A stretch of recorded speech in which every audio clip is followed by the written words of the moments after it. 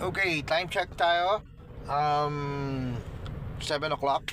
Opo, so umalis tayo sa Valenzuela around 6 p.m. So we travel at least 46 kilometer. Opo, yun po yung distansya natin from shop. At nandito na po tayo sa Shell Station, southbound ng South Luzon Expressway. Malapit na tayo sa address na client. So far, okay na po yung expander na to. So kung titignan nyo, reverse tayo. Ayun. So pag bitaw natin, okay na. So before, wala talaga yung reverse niyan, itutulak mo talaga. So far, goods na tong unit na to. At nai-travel na rin natin ng at least 45 kilometers yung distance natin, or gaano tayo kalayo from shop. So maganda na rin yung test drive niya. Okay, so maraming salamat po pala sa Autobat sa walang sawang pagre-recommenda sa shop. Opo, sa pagtitiwala niyo po sa aming team. At the same time, kay sir, sa owner nitong expander na to, sa tiwalang ibinigay niyo sa amin. So far, okay na po yung unit ninyo. And this is Ferdinand Santiago, together with the rest of the team. Again, sa team ng Autobat, sa Manila lang po sila. Sa lahat po na nangangailangan ng preventive maintenance at general services ng yung mga sasakyan, Manila area lang po si Autobat. Maraming salamat mga sir sa pagtitiwala sa aming team. This is Ferdinand Santiago, greeting you. Good evening. We are Team Sax!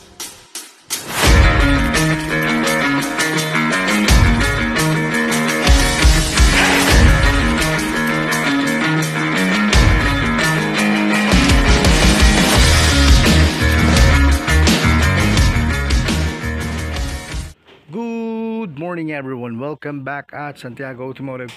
So far, next project ng team is a Mitsubishi Expander. Okay, ito namang expander na to ay merong reverse issue. So history niya, nag-replace sila ng ball body dahil sa solenoid issue naman niya.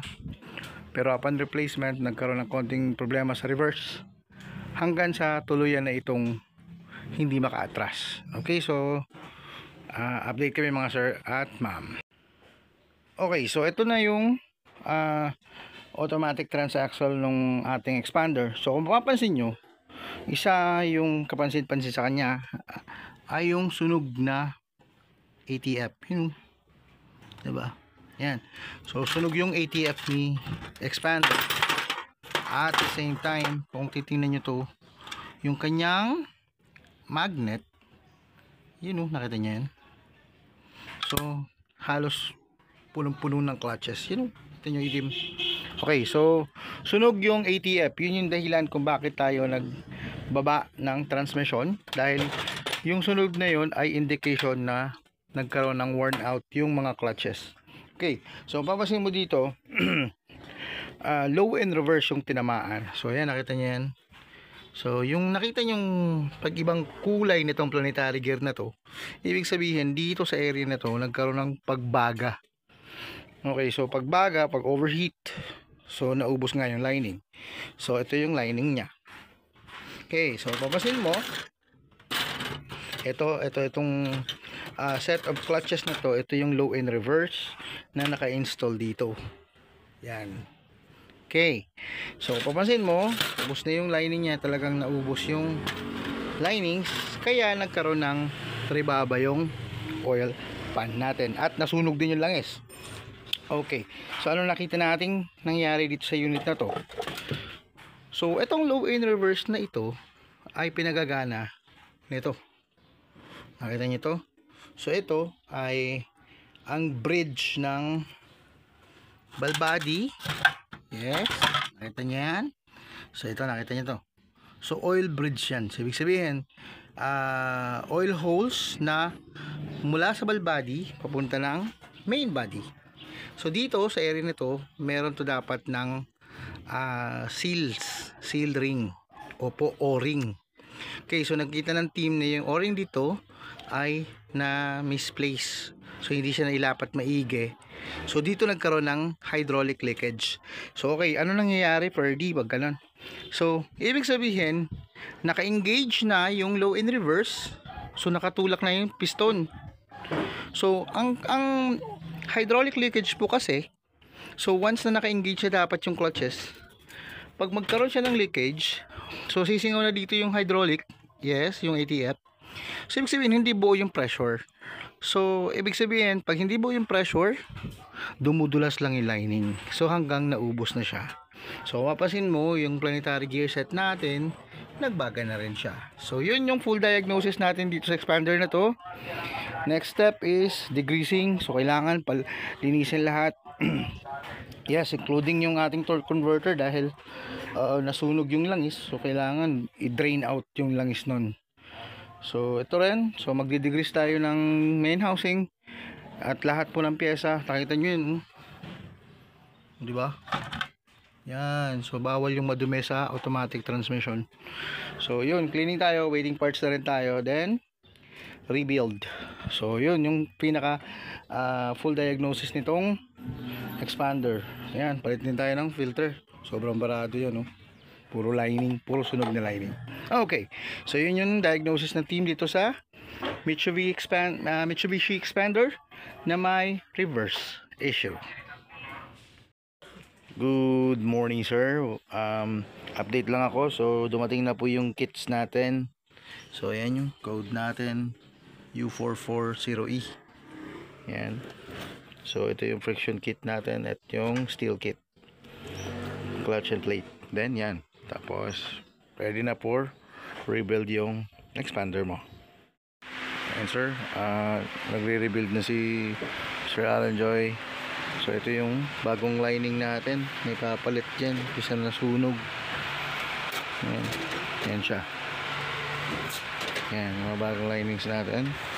Yun, so dala-diretso na to. Bali nagre-rebuild na po si Sir Joy. Test drive tayo ngayon ng na-rebuild natin na unit ng Mitsubishi Expander. So yung issue pala nito dati, wala siyang reverse. Noong pag-diagnose ng team, nakita yung mga clutch lining niya ubos na, tapos sunog siya. So ni-rebuild siya. Test drive natin ngayon kung meron na siyang reverse. Yan. Yan, nag-engage na yung reverse niya kahit hindi ko tinatapakan yung accelerator. Isa pa, reverse. Meron siyang reverse.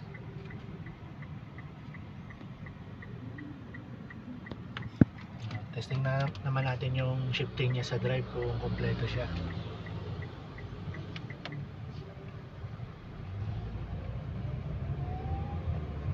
Second.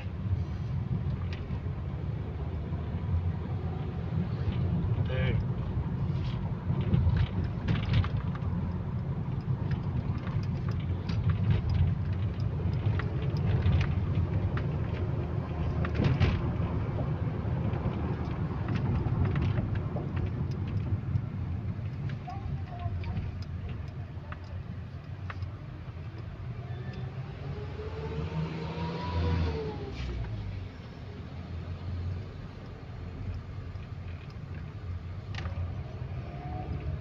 Second.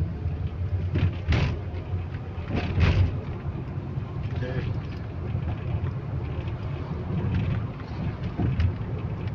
Fourth gear.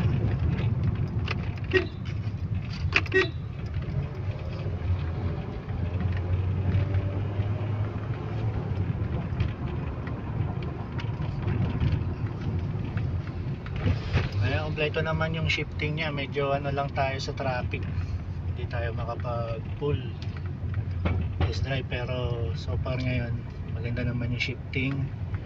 Almost 2,000 RPM nag-shift naman siya kagad. So okay na to, pwede na to i-deliver sa customer.